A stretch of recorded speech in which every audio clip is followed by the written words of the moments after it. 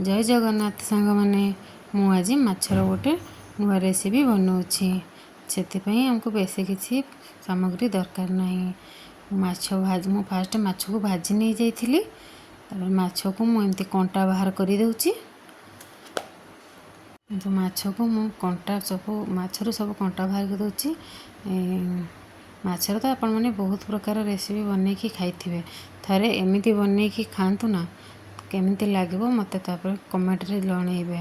बहुत टेस्टी लागिबो पखाल सहित गरम भात सहित सबुतरे आपण माने खाई परिबे। थरे निश्चिंत ट्राई करिवे। देखंतु मु माछरू सब कंटा बाहर कर नेली तापर छेचा रे कंचा लंका पियाज आउ लूण आउ किछि एथिरे सामग्री दरकार पड़िबनी। ताकू मु छेची देली भल भाबरे छेची देली। छेची सारला परे देखंतु पियाज लगा पर माछ को देदेली।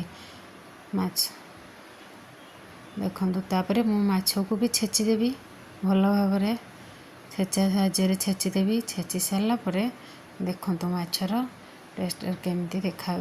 माछ को गोटे टाटिया को मु खोली दौची गरम भात सहित खाइबे बढ़िया लगे। रही सांग मैंने जय जगन्नाथ।